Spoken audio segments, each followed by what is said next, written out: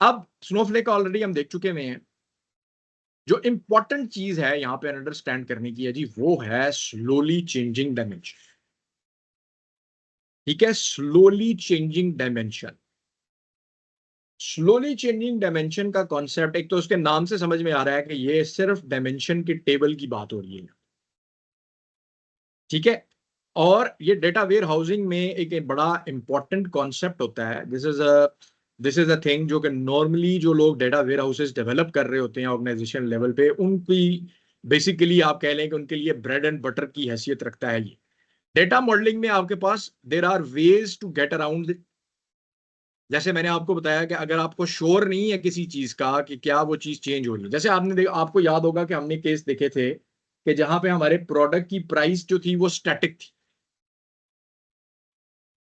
ठीक है, तो क्योंकि प्रोडक्ट की प्राइस, यूनिट प्राइस क्योंकि स्टैटिक थी, तो हमने कहा यार ये हम इसको डायमेंशन में डाल लेते। आई डोंट रियली केयर के मुझे इसको फैक्ट में डालने की जरूरत नहीं, और अगर चेंज हो रही होती तो मैंने कहा था इसको उठा के फैक्ट में डाल लें। बट आप क्या कुछ आप कितना कुछ करेंगे, यानी अगर आपको ये क्लैरिटी नहीं है कि आपके डायमेंशन की कितनी चीजें चेंज हो सकती हैं डेटा में, तो उसको करने के लिए, इसको अवॉइड करने के लिए एक तरीकाकार है कि आप कहते हैं अच्छा यार जो भी कुछ चेंज हो रहा है ना, हम डायमेंशन के अंदर ही इसको हैंडल कर लेते हैं।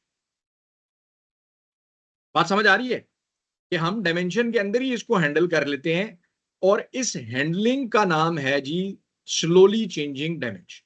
तो अगर हम इसकी डेफिनेशन पे जाएं जो कि यहां पर लिखी हुई है, मैं उसको एक्सप्लेन भी कर दूंगा कि a slowly changing dimension is one that appropriately manages change of dimension members over time. It applies when business entity values change over time and is and in an ad hoc manner. A good example of a slowly changing dimension is a customer dimension, specifically its contact details columns like email address and phone number.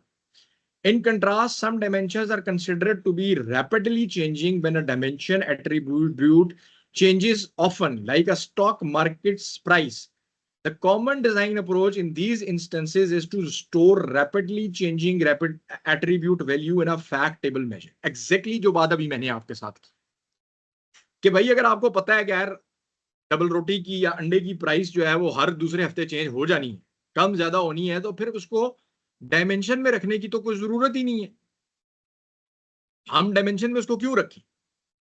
ठीक है, तो हमें पता है कि हाँ यार ये हर दूसरे हफ्ते चेंज होना है, ट्रांजेक्शनल डेटा में जो भी ट्रांजेक्शन हो रही है उसमें ये चीज पीछे से चेंज होगी, तो हम ऐसा करते हैं कि हम इसको उठा के डायमेंशन से निकालते हैं और उठा के हम फैक्ट में डालते हैं। ठीक है, क्योंकि हमें पता है कि यार ये प्रोडक्ट आईडी हमारे पास ऑलरेडी है एज अ फॉरेन की, तो हम उसको कर सकते हैं। बट कुछ डायमेंशन ऐसी हैं जिनके चेंज होने का, जैसे उसने यहां पे एग्जांपल दी कि आपके ईमेल एड्रेस, आपके फोन नंबर, आपके मैरिटल स्टेटस के चेंज होने का जो है वो क्या चांस है। रोज तो नहीं आप हर रोज अपना ईमेल एड्रेस चेंज करते, या बहुत मतलब रैपिडली तो नहीं आप चेंज कर रहे हो। फोन नंबर भी क्या है, मतलब कोई बंदा हो सकता है 3-4 साल के बाद किसी वजह से कि अच्छा यार मेरा नेटवर्क से मैं खुश नहीं हूं, मैं अपनी सिम चेंज करता हूं, या कोई और रीजन हो सकती है। But these are the things that don't happen on a daily basis. ठीक है, कुछ चीजें तो ऐसी है ना कि जो कि एट्रीब्यूट की फिक्स्ड है। डेट ऑफ बर्थ उसकी फिक्स्ड है, उसकी उसका जेंडर फिक्स्ड है। ठीक है, एड्रेस भी हो सकता है कि वो चेंज कर ले, कि जी भाई साल बाद हो सकता है वो कहे कि सर मेरे मेरे घर का एड्रेस चेंज हो गया है। तो ये जो आपके कॉलम्स होते हैं, ये जो आपके डायमेंशंस के, या आपकी जो जो हमने टर्मिनोलॉजीज अगर आपको याद हो शुरू में जो हमने यूज की थी कि आपकी एंटिटी जो है वो टेबल में ट्रांसलेट होती है, और आपके एंटिटी के एट्रीब्यूट्स जो है वो कॉलम्स की शक्ल में ट्रांसलेट होते हैं। तो अगर मेरी एंटिटी एक कस्टमर की डायमेंशन का टेबल है, और उसके एट्रीब्यूट्स यही हैं कि जी उसका जेंडर है कस्टमर का, उसका नाम है, उसका एड्रेस है, उसका ईमेल एड्रेस है, उसका फोन नंबर है, तो आप ये बिजनेस के सिनेरियो को देखते हुए आप इस चीज को डिसाइड करते हैं कि अच्छा यार कौन सी चीज मैंने डायमेंशन में रखनी है और कौन सी चीज मैंने फैक्ट में रखनी है। ठीक है, और इसके बाद आप एक पॉलिसी डिसाइड करते हैं क्या यार जो मैं अपनी एट्रीब्यूट्स डायमेंशन के टेबल में रख रहा हूं, अगर वो चेंज हो जाएंगे तो मैंने क्या करना है। ठीक है, फॉर एग्जाम्पल मैं एक कस्टमर हूं और मैं आज इस्लामाबाद में बेस्ड हूं, मेरा एक एड्रेस है घर का, जैसे बैंक्स के केस में होता है, बैंक्स तो बहुत पर्टिकुलर होते हैं इस चीज के बारे में। तो 2 साल के बाद मुझे पता चलता है कि हाँ यार, मैं I have got another opportunity, तो मैं फैमिली समेत जो है ना, I have shifted to let's say Karachi. अब मैं अपना बैंक तो नहीं चेंज करूंगा, मेरा बैंक जो भी बैंक है, मैं कहूंगा यार मुझे बैंक चेंज करने की जरूरत तो नहीं है, बट मुझे पता है कि यार बैंक की सारी कॉरेस्पॉन्डेंस मेरे साथ जो हो रही है वो मेरे मेरे घर के एड्रेस पे हो रही है, मेरे क्रेडिट कार्ड के बिल्स इधर आ रहे हैं, मेरी स्टेटमेंट्स यहाँ पे आ रही हैं, तो मैं बैंक के पास जाऊंगा और मैं बैंक को कहूंगा कि जी मैं यहाँ से चेंज कर रहा हूँ, ये मेरा नया एड्रेस है, रिक्वेस्ट जनरेट करूंगा और वो मेरा एड्रेस अपने पास चेंज कर देंगे। अच्छा, अब बैंक के पास दो ऑप्शन है, बैंक के पास दो ऑप्शंस हैं। एक तो ये है कि वो कहे कि जी ठीक है, आपने अपना एड्रेस चेंज कर दिया, हमने आपका पिछला एड्रेस जो है उसको ओवरराइट कर दिया।